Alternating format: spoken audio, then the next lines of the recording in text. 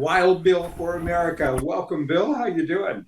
Oh, hey, Brett, thank you for having me on your show. I always enjoy your show. And Yeah. well, normally I say I'm good, but I'm kind of grieving a little bit today. Hmm. Three deputy U.S. Marshals were shot and killed in North Carolina. And I served as a U.S. Marshal in Colorado many years ago. And I know what it's like to serve those warrants. And while I was there, I found the FBI's number one most wanted fugitive hiding up in the mountains above Colorado Springs. And I don't think I've ever told this story before, but in honor of those three U.S. Marshals, I think I'm going to tell the story today. Please do. I want to hear Uh, it. yeah, I was the new guy at the Denver office of the U.S. Marshals, and they got a tip that William Joseph Doherty, notorious bank robber, him and his wife were Bonnie and Clyde style bank robbers. We got a tip that they were in Colorado, and we just called him Joe Doc. And of course, the guys in the office, they didn't believe it. It was a wild shot. And I was the new guy. So they said, send Finley. Finley, go find him. So I teamed up with an inspector from Washington and we went looking for Joe Doc. Now, the way I found him was I knew that his wife had just had a baby and she was a fitness buff. So I took her picture and I started showing it around ladies' health spas. And when I got to Colorado Springs, a realtor came up and said, I know her. I just rented a house to them up above Colorado Springs. So I called the team. They came down from Denver and we went and found that house. And while watching the house, we saw the wife and another guy, not Joe Doc, come out and get into a car and drive to town. Well, I took two deputies and we followed them to a grocery store. And when they came out, they were met with three guns of the U.S. Marshals pointing in their faces. And I said, get out on the ground. You're under arrest. And the man hit the ground immediately. But she stood there and she stared at me. And I told her 5 times, get down on the ground. Yeah. I knew something bad was about to happen. So I finally reached out, I grabbed her by the hair and threw her down on the pavement. And when I did, a Beretta 380 came falling out of her purse and skidded across the pavement. No doubt she had been practicing, training to draw that gun and kill any cop that tried to arrest her. But when the day came, she froze. And that's the only thing that saved her life. That's Well, a great story. the Colorado Springs police took those two to jail, and we headed back up the mountain to go get Joe Doc. And I took a position at the back of the house, hiding behind a pine tree. I was laying on my belly, with my AR-15 pointed at the back of the house, and the house was all dark. It was broad daylight, so I couldn't see a thing in those windows. But I knew Joe Doc could see me perfectly, and he had high-powered rifles. So that was a nervous few minutes for me. But finally, they called him on the phone, and he hung up on them. And I thought, oh boy, here we go. What am I going to do if he comes charging out that back door carrying a newborn infant? Well, fortunately, he surrendered. He said later that his plan was to just shoot it out and kill as many of us as he could, but the baby was crying. So he couldn't take a chance on that little baby getting hurt. So he surrendered. And Joe Doc went back to prison for 24 years. But he swore he was going to get that deputy U.S. Marshal who threw his wife down on the pavement. And sure enough, Joe Doc escaped from prison again.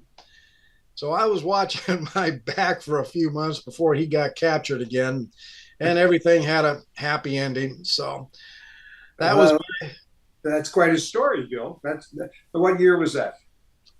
oh, I'm estimating probably 1983, if I remember right. Oh So my. in Colorado Springs. And so, yeah, I'm kind of feeling the grief of those three marshals losing their Uh, lives, serving a warrant because I've been there. I know the feeling. I know how it could happen. yeah. So, Well, that's something. So tell me about what you do. Like you do a lot of video shows on YouTube. You have a YouTube channel. YouTube has been blocking conservative people like us for a long time. oh And yeah. how's it going with you? Are you noticing the block as it is? I used to consistently get hundreds of thousands of views. I had a couple would go 900,000, 1 million views. Yeah. But I did a video once where I declared that transgenderism is a threat to children, and bam, Google demonetized me, and they've been just shadow banning me horribly. Now if I get 2,000 views, that's a good day. So Yeah. they've really hurt me. They hurt me financially. They flipped the switch and took away all my ad revenue that I was paying the bills with. They almost made me homeless, but fortunately, I have a few people that donate every month to keep me in the fight, and so I keep fighting.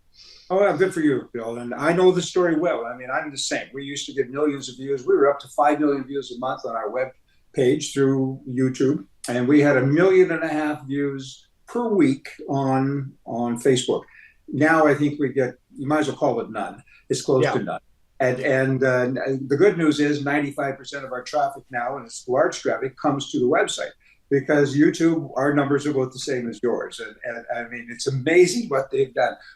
The free system, the free market, not so much. I mean, it worries me coming into November because people like us, you and me, and so many others, we need to be heard, and so people can, add and delete from what we say. And Trump needs to win, and Biden needs to lose, and they're trying to take our voices away as well as his. And I don't know. Is there a solution to that, or we just keep on talking to whoever will listen? Oh, Brian, our mission hasn't changed a lick. We No. have a duty to speak the bold truth. We speak Yeah. truth against the lies. Yeah. And you and I will never stop speaking truth, whether the bad guys like it or not. You know, Yeah.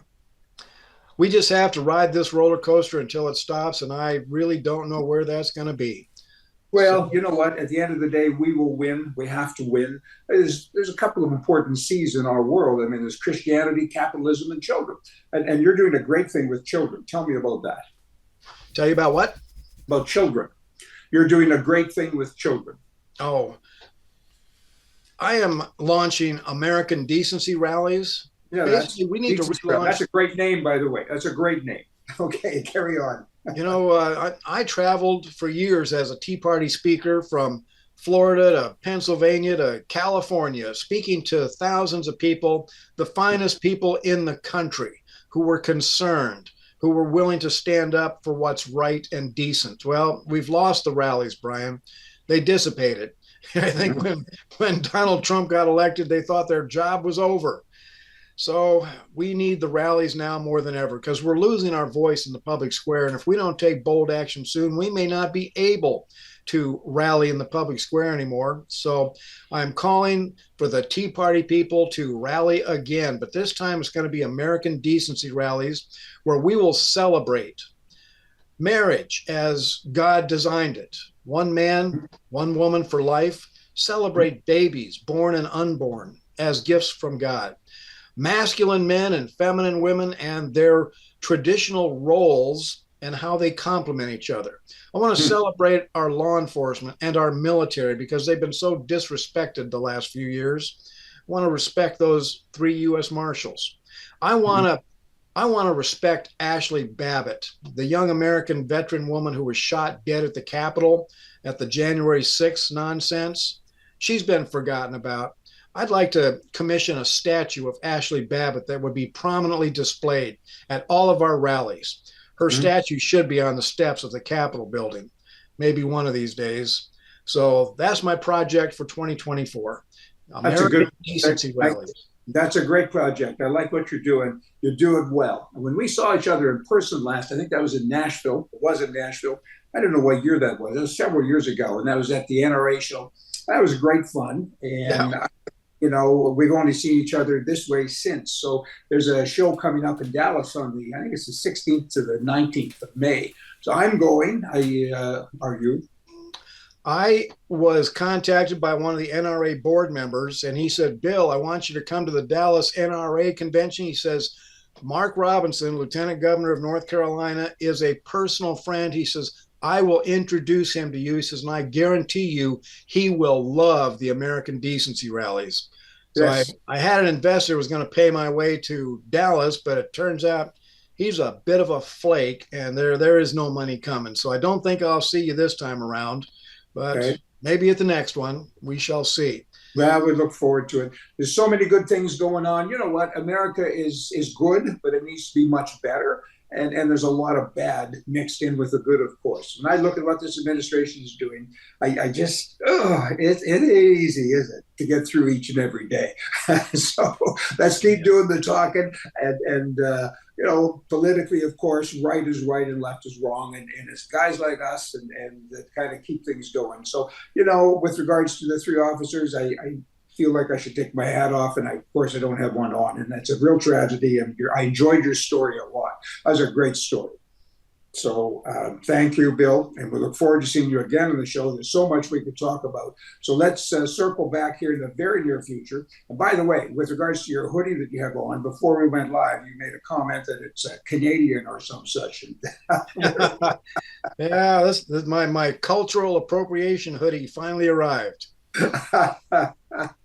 Okay. Have fun. Have a great day. We look forward to seeing you again very soon. And thank you for everything you do.